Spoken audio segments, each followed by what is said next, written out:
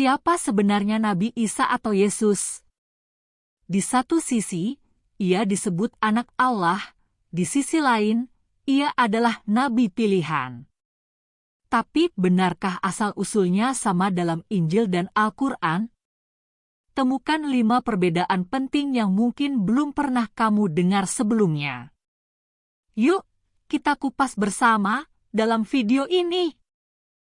Dalam Injil, Yesus dianggap sebagai anak Allah dan bagian dari Tritunggal Maha Kudus, yaitu Bapa, Anak, dan Roh Kudus.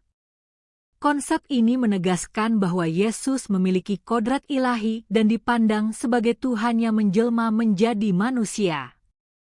Oleh karena itu, umat Kristen memuja Yesus tidak hanya sebagai nabi, melainkan sebagai Tuhan dan Juru Selamat umat manusia. Sementara itu, dalam Al-Quran, Isa bin Maryam, Yesus, secara tegas disebut sebagai manusia biasa yang dipilih Allah sebagai nabi.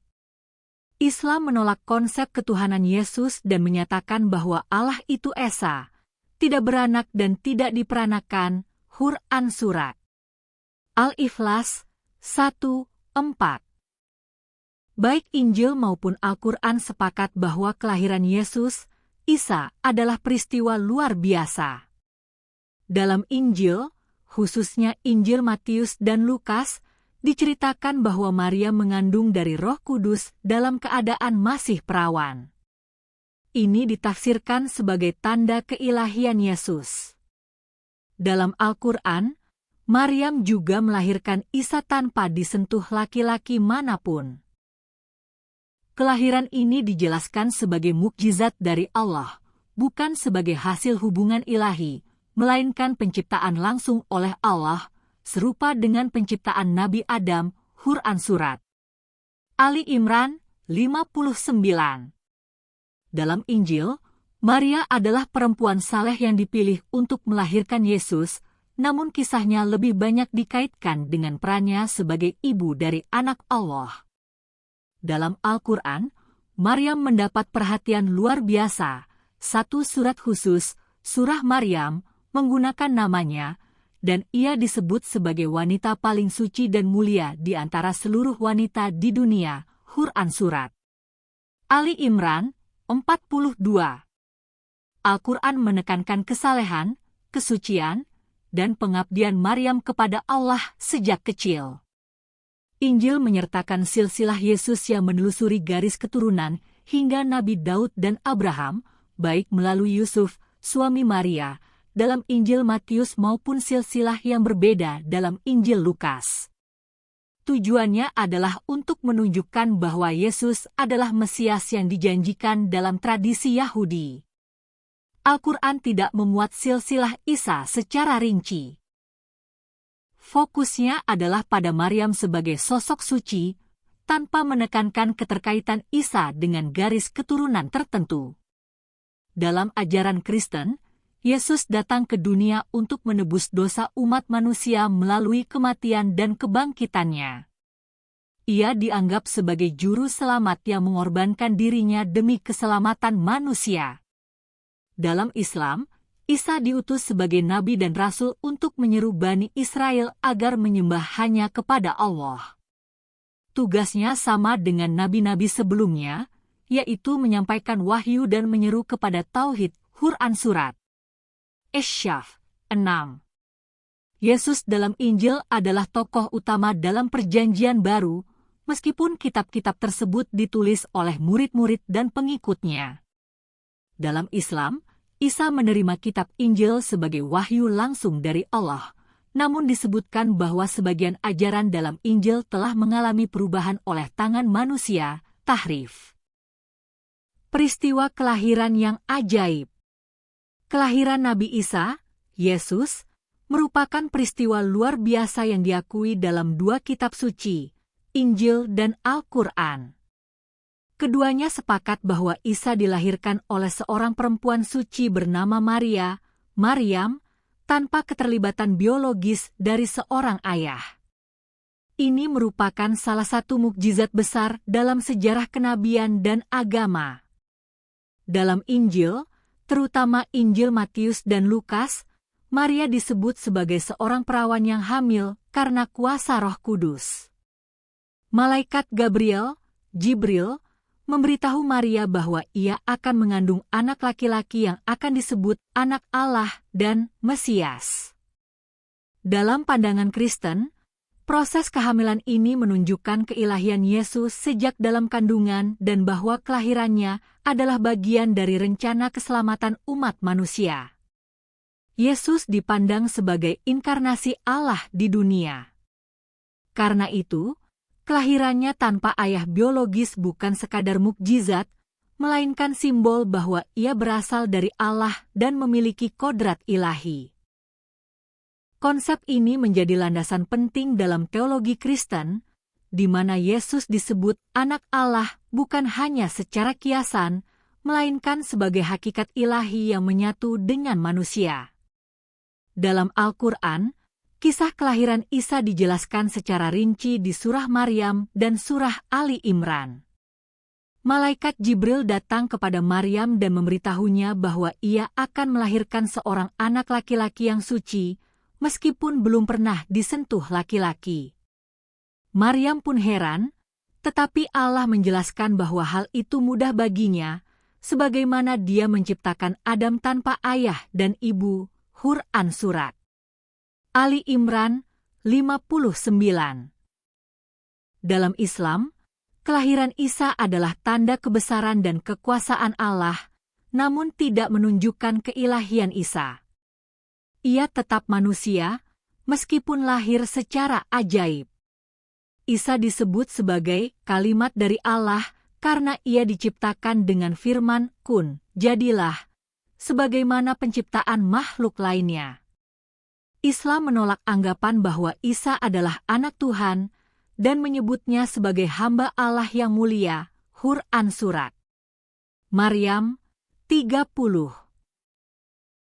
Baik Injil maupun Al-Quran sangat menghormati sosok Maryam. Namun, dalam Al-Quran, Maryam diberikan posisi istimewa sebagai wanita paling suci sepanjang masa. Quran Surat Ali Imran 42. Dia menghadapi kehamilan dengan sabar dan berserah diri kepada Allah, meskipun mengalami tekanan sosial dan kesedihan yang mendalam. Kelahiran Isa dilakukan secara tersembunyi, dan bayi Isa bahkan langsung berbicara saat masih dalam buayan sebagai pembela ibunya. Meski sama-sama menggambarkan kelahiran Isa sebagai peristiwa yang luar biasa dan penuh mukjizat, Injil dan Al-Quran memiliki perbedaan mendasar dalam penafsiran maknanya. Injil menekankan aspek keilahian Yesus sebagai anak Allah, sedangkan Al-Quran menekankan bahwa Isa adalah nabi dan hamba Allah yang dilahirkan tanpa ayah sebagai tanda kekuasaannya. Maryam, dalam Islam, atau Maria, dalam Kristen, adalah sosok perempuan utama dalam kisah kelahiran Nabi Isa atau Yesus. Kedua agama sepakat bahwa dia adalah wanita suci yang dipilih untuk tugas besar ini. Namun, pemahaman dan penekanannya berbeda. Dalam Injil, Maria dipuji sebagai ibu dari anak Allah, sementara dalam Al-Quran, Maryam dipuji sebagai wanita paling suci dan paling taat. Dalam Injil, terutama Injil Lukas, Maria disebut sebagai perawan yang diperkenan Allah. Malaikat Gabriel menyampaikan kabar bahwa ia akan mengandung dari Roh Kudus. Maria menunjukkan ketundukannya kepada kehendak Tuhan. Namun, Injil tidak terlalu banyak membahas latar belakang keluarga Maria dan fokus lebih pada kelahiran Yesus dan keterlibatannya sebagai ibu dari Mesias. Dalam Al-Quran, Maryam digambarkan sangat mendalam sebagai wanita suci sejak kecil. Ia dibesarkan di bawah pengasuhan Nabi Zakaria di tempat suci, mihrab, dan dikenal sebagai wanita yang ahli ibadah dan menjaga kesuciannya. Allah memilihnya di atas semua wanita di dunia. Quran Surat Ali Imran 42. Ia bahkan menjadi satu-satunya wanita yang namanya dijadikan nama surah dalam Al-Quran, yakni surah Maryam. Dalam Injil Matius dan Lukas, Yesus memiliki silsilah panjang yang menelusuri garis keturunan dari Raja Daud hingga Abraham. Meski ada perbedaan antara dua silsilah itu, keduanya bertujuan menegaskan bahwa Yesus adalah keturunan Daud, sebagaimana nubuat dalam Perjanjian Lama tentang kedatangan Mesias dari keturunan Daud. Silsilah ini disampaikan melalui Yusuf, meskipun ia bukan ayah biologis Yesus. Berbeda dengan Injil, Al-Quran tidak menyebutkan silsilah Nabi Isa secara rinci. Fokus Al-Quran bukan pada garis keturunan duniawinya, melainkan pada keajaiban kelahirannya dan peran Maryam sebagai wanita suci. Isa dianggap sebagai ciptaan langsung dari Allah, tanpa memerlukan pembuktian garis keturunan untuk menegaskan kedudukannya. Perbedaan ini mencerminkan fokus yang berbeda antara dua kitab suci. Injil menekankan pemenuhan nubuat Yahudi yang menyatakan Mesias akan datang dari keturunan Daud, sedangkan Al-Quran menekankan bahwa Isa adalah tanda kekuasaan Allah dan kelahirannya tidak memerlukan silsilah untuk membuktikan kedudukannya. Ini sejalan dengan pemahaman Islam bahwa kemuliaan seseorang terletak pada takwa, bukan keturunan. Dengan demikian, Injil dan Al-Quran sama-sama memuliakan Maria, namun menekankan aspek yang berbeda. Injil lebih menyoroti perannya sebagai ibu dari Mesias keturunan Daud, sedangkan Al-Quran menonjolkan ketakwaan, kesucian, dan keajaiban kelahiran Isa tanpa ayah.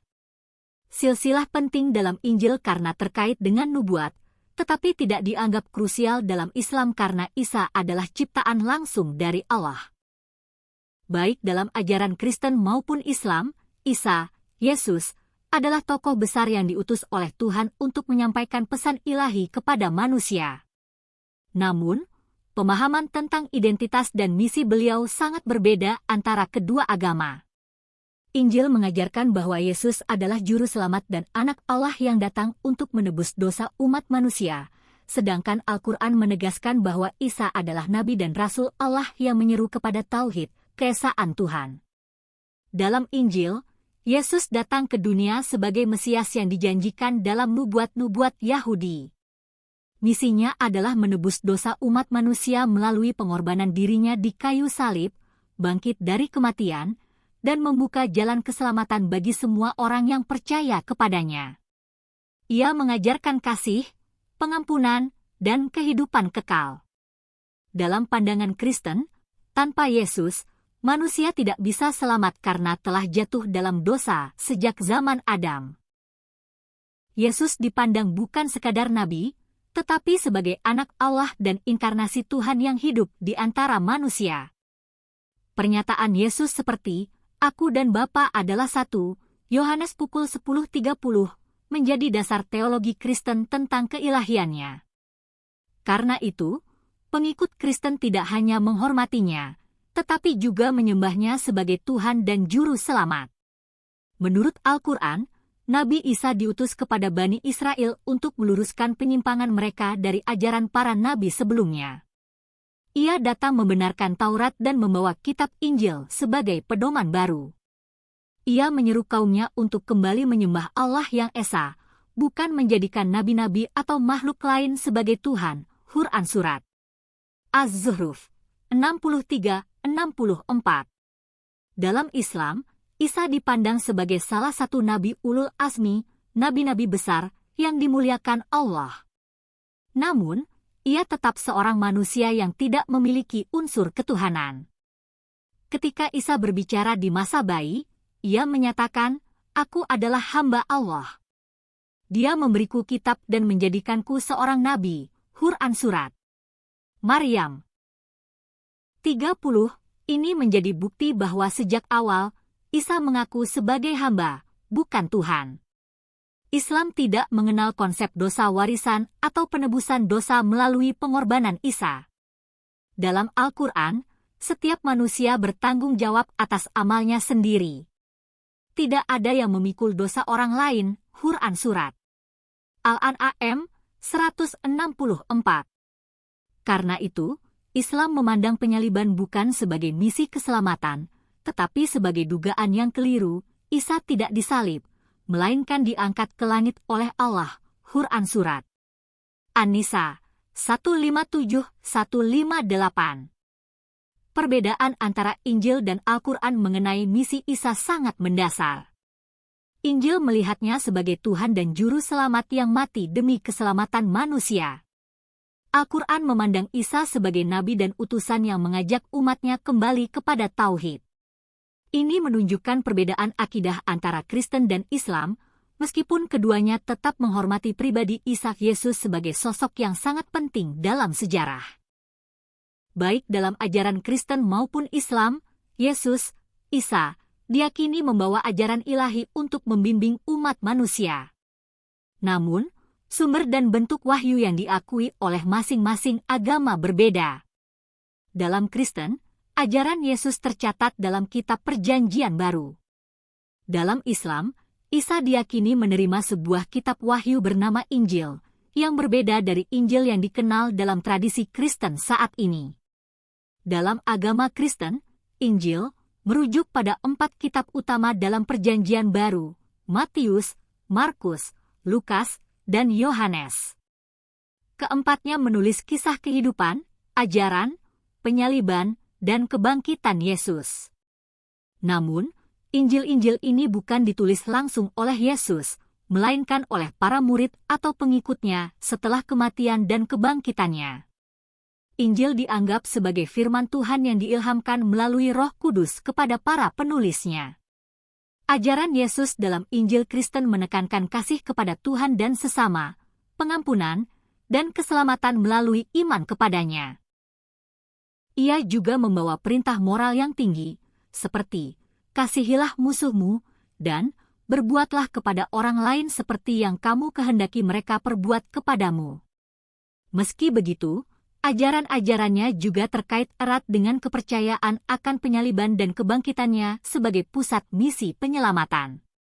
Al-Quran menyatakan bahwa Allah menurunkan kepada Nabi Isa sebuah kitab bernama Injil, sebagai kelanjutan dari Taurat yang diturunkan kepada Nabi Musa, Quran Surat Al-Maidah 46.